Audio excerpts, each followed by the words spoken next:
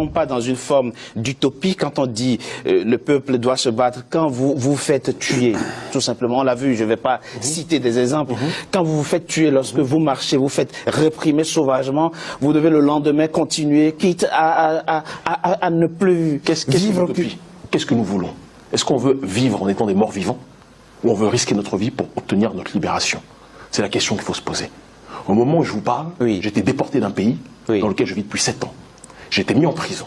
D'accord? Ok? Mes militants sont traqués là où ils sont. Ok? Que dois-je dire à mes militants? Parce que nous nous battons non pas simplement, comme ça a été dit tout à l'heure, pour le franc CFA, mais pour la souveraineté africaine, qui était si chère à Thomas Sankara. Que dois-je leur dire? Allez dans la tranquillité, continuez à être des esclaves en silence, taisez-vous, parce que sinon vous allez risquer de mourir. Mais on va tous mourir. Je ne vous le souhaite pas. Peut-être que demain vous allez mourir d'un accident de voiture. Bien sûr. Peut-être que demain vous allez mourir d'une maladie. Mais est-ce qu'on doit mourir en ayant fixé un objectif à atteindre pour la libération des nôtres, on doit s'occuper de notre propre quiétude dans la plantation? Je pense qu'à l'heure actuelle, si nous ne nous rebellons pas, si on ne se mobilise pas, l'Afrique demain sera à d'autres populations que les nôtres, sera peut-être aux investisseurs chinois, sera peut-être aux multinationales, mais ne sera pas aux Africains. Il faut qu'on se réapproprie notre destin. Sankara est mort pour cela. Il n'est pas mort pour qu'on soit en train de dire le grand Sankara, l'exceptionnel Sankara. C'est une course de relais, ce combat. Il est mort, et en nous laissant le relais. Ce combat est une course de relais, et au XXIe siècle, nous devons réadapter cette lutte aux enjeux du présent. Le néocolonialisme a changé de visage. Il était d'une brutalité, je finis juste, était d'une brutalité violente hier. Aujourd'hui, les néocolonialistes se présentent comme notre partenaire de développement, d'accord, comme si on avait besoin de se développer par rapport à quel paradigme. On doit se développer en fonction de notre propre ontologie, de notre propre culture, de notre propre vision. Mais de la même façon qu'il se dit être soutien des dictateurs, par le système des ONG corruptrices, ils soutiennent la société civile pour essayer de les manipuler. Nous devons avoir une grille de lecture politique acerbe pour pouvoir voir le monde dans lequel nous vivons et militer d'une façon adéquate en fonction des enjeux du présent. Nous existons parce que Sankara a existé et des milliers de jeunes existent aujourd'hui en Afrique, des jeunes qui prennent la parole, qui s'opposent à des choses parce que Sankara a existé. Voilà mon avis. C'est vrai qu'on peut s'interroger, Kémy Séba, sur les participants à l'assassinat de Thomas Sankara. Madame Sankara l'a dit dans l'élément qui est passé. Il y a certains documents qui sont classés secret défense. En France, elle se bat pour que la justice burkinabé puisse avoir accès à ces documents. Vous croyez, comme Tikendia Fakoli, que la vérité, on la connaît déjà et qu'au fond, on cherche quelque chose qu'on a déjà trouvé? D'abord, grand respect à la femme de Thomas Sankara qui, tant d'années après, mène toujours ce combat honorable pour honorer la mémoire de son mari. Je pense que c'est extrêmement important. Il y a des épouses qui, dès lors que le mari tombe, disparaissent ou voilà, vont dans l'obscurité, et elle est toujours debout plus que jamais, et elle donne de la dignité, donc c'est important de le rappeler. Pour le reste, je pense qu'il faut qu'on arrête l'hypocrisie. Le frère l'a dit tout à l'heure, et beaucoup de gens le disent dehors de toute façon. Tout le monde sait qui est derrière cet assassinat. Tout le monde sait que la plupart des gens qui sont à la tête du Burkina Faso étaient des gens qui marchaient avec M. Compaoré, et que par conséquent, ils n'ont pas envie de faire avancer une enquête qui, si elle va trop loin, risquerait de les rendre complices d'un assassinat qui a été effectué, parce que beaucoup étaient avec Thomas Sankara et Blaise au départ. Quand Blaise s'est séparé, beaucoup étaient avec Blaise, parce qu'ils ont senti que Blaise avait le soutien de la Côte d'Ivoire et d'Houphouët-Boigny, qui, soit dit en passant, la Côte d'Ivoire hier était le gendarme de la France, sur le terrain politique, elle l'est encore aujourd'hui. Je sais que ces propos peuvent paraître choquants, mais c'est une réalité. Son héritier Alassane Ouattara est le gendarme de la France aujourd'hui. Il faut avoir le courage de le dire aussi, même si ça peut déranger un certain nombre de personnes. Et pour ce qui est de son assassinat, je pense que le travail sera effectué quand ce processus de souveraineté intégrale et de décolonisation sera fait. On ne peut pas accepter, même si la justice ancestrale, c'est que quelqu'un comme M. Compaoré ne puisse pas rentrer dans son village. C'est une très grande punition chez les Africains. Ne puisse pas être enterré même chez lui. C'est une très grande punition. Bon, il n'est pas encore mort. On ne sait pas ce qui va se passer. En tout cas, politiquement, à sa mort. C'est vrai. Oui, mais politiquement, il est mort. Et il y a une chose qui serait positive, c'est que plutôt que d'accepter, de passer notre temps à accepter que les dirigeants souverainistes qu'on peut aimer ou pas aimer, mais des gens comme Laurent Gbagbo soient traités à la haie comme des prisonniers, alors que Ouattara est en train de trôner, alors qu'il est responsable lui aussi plus que jamais d'une guerre. Ce qui je trouve anormal, c'est que monsieur Compaoré soit logé par Ouattara clairement, calmement, simplement, avec l'assassinat qu'il a sur les épaules et qu'il a sur les mains. Il est devenu ivoirien entre-temps. Oui, il est devenu ça. En Côte d'Ivoire, il il est chez lui. Oui, ça c'est intéressant. Et Gbagbo est à la haie. Bon, certains vont diront que ce n'est pas le sujet, mais je pense que c'est pourtant extrêmement le sujet. Mais je veux juste rebondir aussi, terminer sur ce point qui me paraît très important. Il y a le responsable.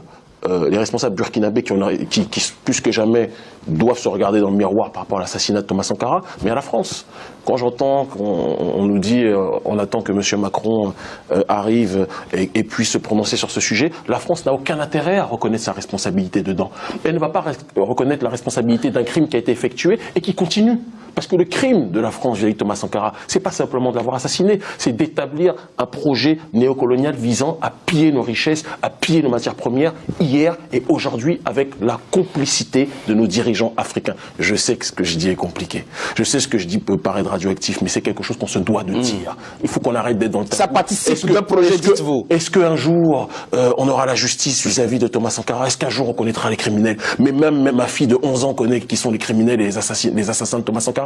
Tout le monde connaît les criminels et les assassins de Thomas Sankara, et tout le monde sait que l'Élysée et la France, qui se présentent comme le pays des droits de l'homme, a une responsabilité politique viscérale dans l'assassinat de Thomas Sankara. Et c'est lorsque la jeunesse africaine prendra ses responsabilités, comme elle est en train de le prendre aujourd'hui, que la mort de Thomas Sankara sera plus que jamais vengée. Nous ne nous vengerons pas contre des peuples, contre des gens, parce que le prolétariat français souffre lui aussi. On se vengera contre les élites françaises et les élites africaines qui ont décidé de corrompre leur dignité pour sacrifier quelqu'un qui se levait pour la liberté, non pas d'un peuple simplement, mais des peuples opprimés de manière générale.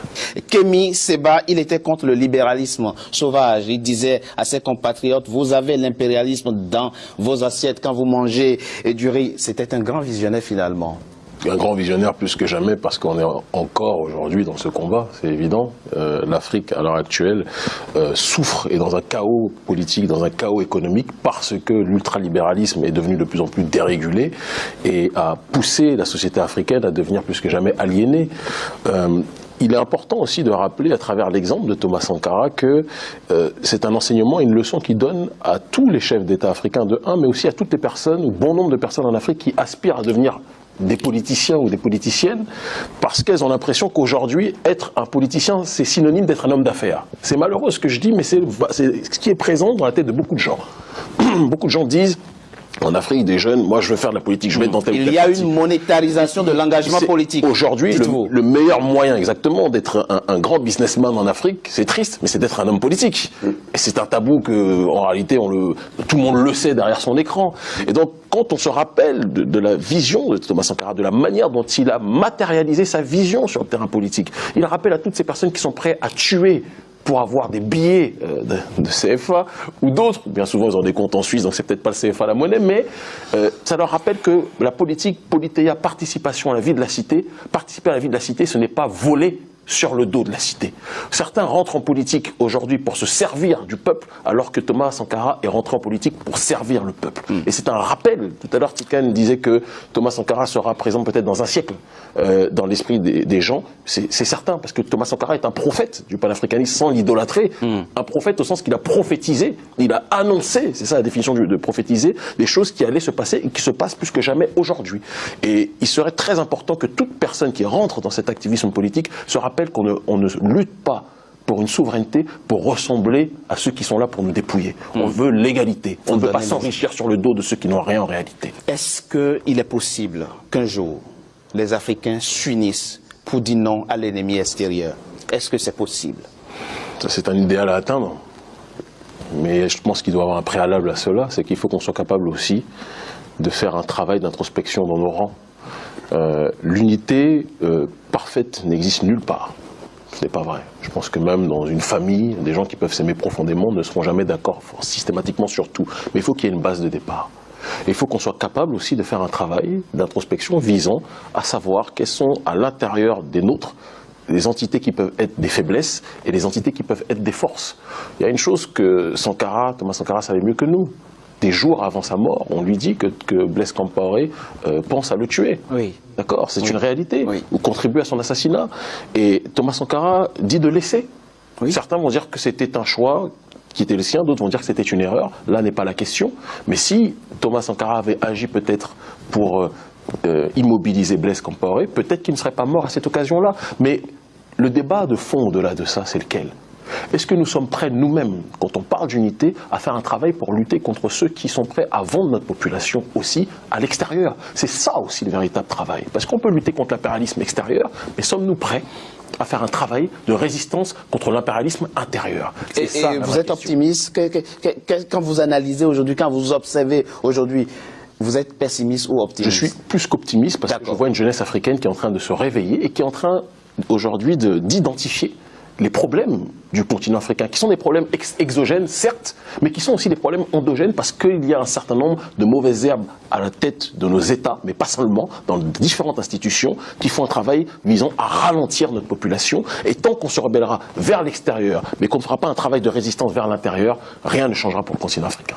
Décoloniser les mentalités, c'est aussi ne pas reproduire les schémas venus d'ailleurs. C'est reproduire, c'est vivre selon ses propres valeurs, selon ses propres réalités. Mais quand vous observez aujourd'hui les plans de développement, les programmes politiques qui sont mis en œuvre sur le continent, est-ce que nous avons réussi à marquer la rupture avec ce mimétisme systémique que combattait Thomas Sankara? Les élites, non. Définitivement non. Les élites sont le produit de la colonisation. Les élites, dans leur manière de fonctionner, bien souvent, elles se revendiquent parfois de gauche et de droite sans même comprendre les concepts. Ils se disent libéraux, ils se disent socialistes sans même comprendre le contenu de cela. Et simplement, ils veulent singer ce qu'ils voient du côté de l'Occident. C'est une réalité. Donc cette rupture n'a pas été faite du côté des élites.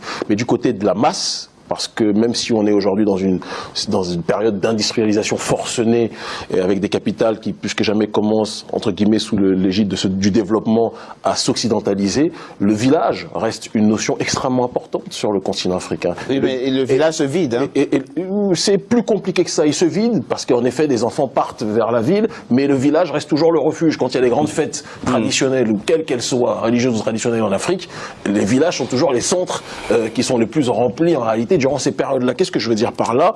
C'est que il est temps aussi qu'on se rappelle que l'Afrique ne s'en sortira pas en prenant toujours comme postulat de base le référentiel extérieur. L'école telle qu'elle nous est présentée aujourd'hui est un centre de formation d'occidentalisation.